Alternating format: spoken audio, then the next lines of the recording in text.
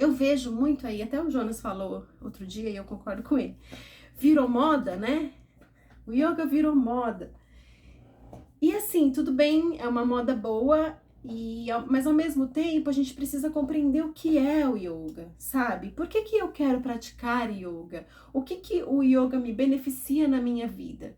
Então, a gente precisa ter um controle mental, a gente precisa ter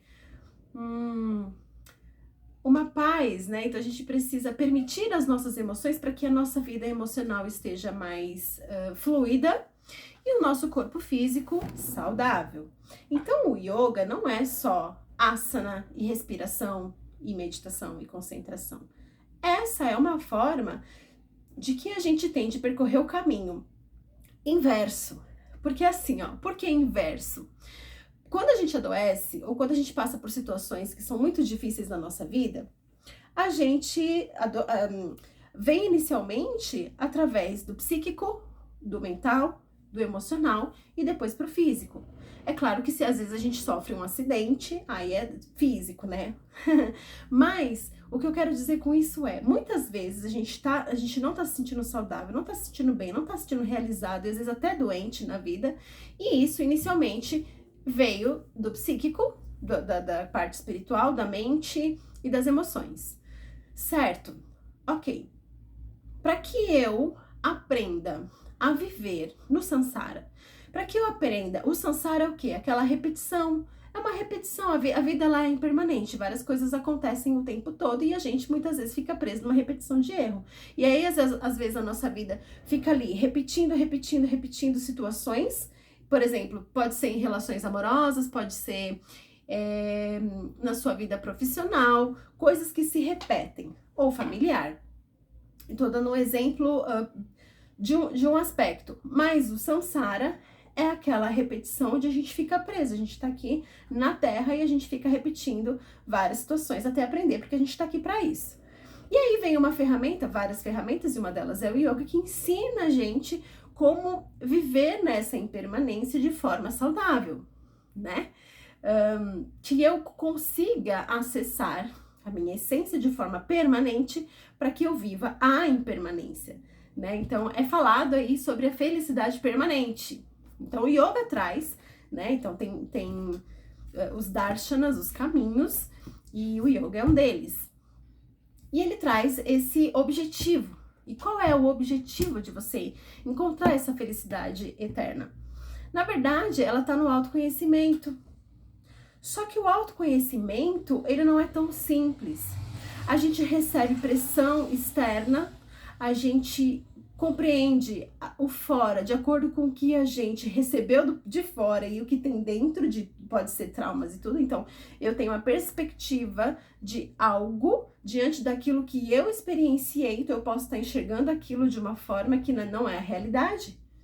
Que geralmente a gente faz isso, né? A gente tá projetando ali, por isso que eu falo muito do espelho, né? Falo muito não, eu uso, né? O espelho está vazio, mas é porque, na verdade, a gente reflete, entende? Então, quanto mais a gente conseguir controlar a nossa mente, permitir as emoções e facilitar o nosso corpo físico para que a gente facilitar para que a gente esteja saudável, para uma realização e para quê? Para que a gente possa usar o nosso corpo a nosso favor, como por exemplo, a contemplação, sentir prazer, sentir o vento que bate, o que a gente come, os prazeres que a gente tem numa troca amorosa, não só prazer, né? Mas pensando em que a gente pode usar os nossos instrumentos como um auxílio. Então, o caminho inverso é como, através do físico, eu consigo ir aos poucos mexendo em questões, por exemplo, as couraças que a gente tem no corpo, elas vêm de emoções, de traumas e X. Então, através de um exercício de uma forma específica, onde a gente consegue respirar e consegue trabalhar de forma eficaz, a gente vai ter o dissolver dessa couraça, muito provavelmente, claro que não é de uma hora para outra, né, tão fácil assim, mas é um caminho que facilita, por exemplo, as emoções. E aí, no final da prática, a gente tem lá exercício meditativo, exercício de concentração, respiração, que vai fazer o quê?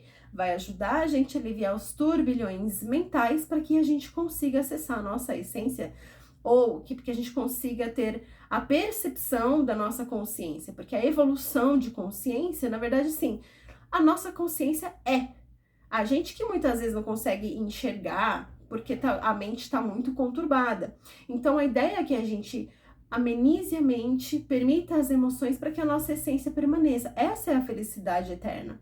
Que é fácil? Não. Todo mundo que pratica yoga consegue? Não sei. Provavelmente não, porque a gente vive nos turbilhões externos da vida. Às vezes a gente para fazer yoga 1 hora por dia, ou 1 hora por semana, dependendo, e aí tem um efeito de fora para dentro que alivia, que melhora, mas não resolve.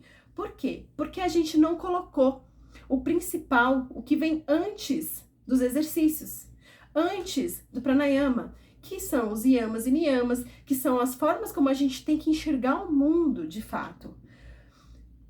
A gente pode, se eu tô insatisfeita com alguma situação na minha vida, eu posso ter uma nova decisão, mudar de vida, ou eu posso enxergar a vida de uma forma diferente. E aí, a partir do momento que eu enxergo a minha vida de uma forma diferente, eu me aceito, eu aceito a vida, independente do que aconteça, eu estou na minha felicidade eterna. Essa é a ideia que a gente tem que chegar. Por exemplo, eu gosto da montanha. Mas a montanha mesmo, né? Lugares que tenham montanhas. Mas a montanha, na verdade, tem que estar dentro de mim. Eu tenho que sentir a felicidade que eu tenho numa montanha dentro de mim. Então, o que eu tenho que trabalhar?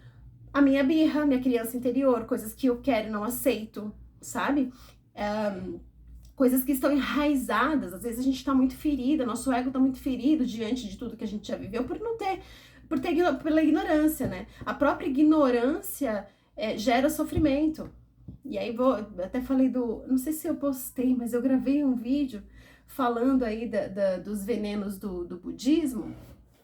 E aí, a ignorância, raiva... Ixi, qual que é a outra?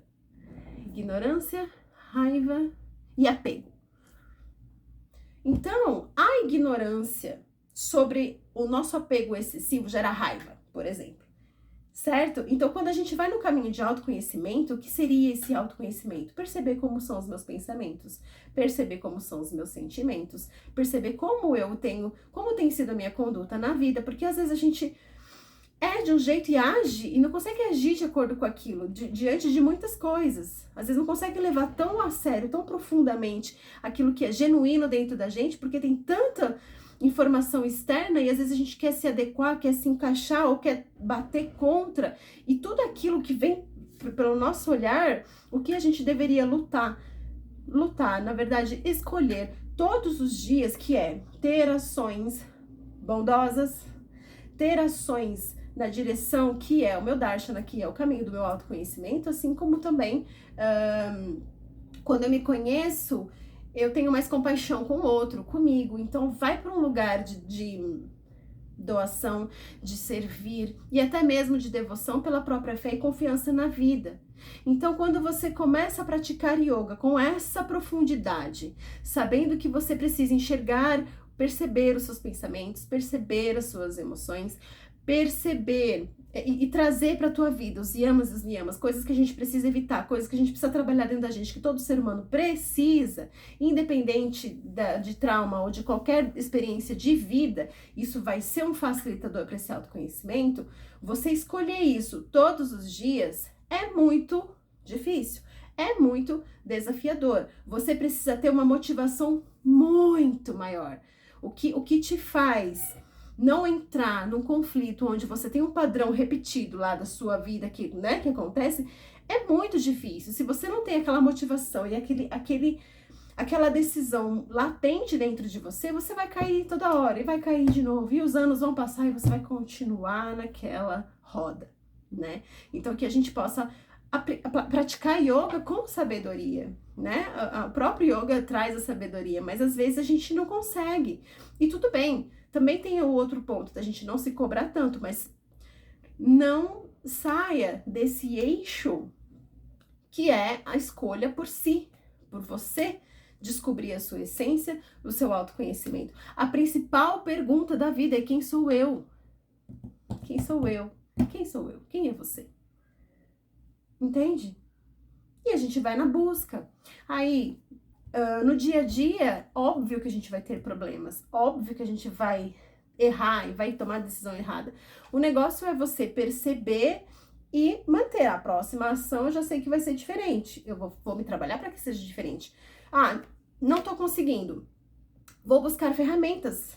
E aí é onde entra outras ferramentas, né? Aí pode entrar a terapia complementar, pode entrar o Tantra, pode entrar o Kung Fu, que vai trabalhar um aspecto específico, pode entrar uma psicanálise. Então, você adquire ferramentas para que você consiga ultrapassar e ressignificar aquelas coisas pequenininhas das nossas entranhas para que de fato tenha uma transformação.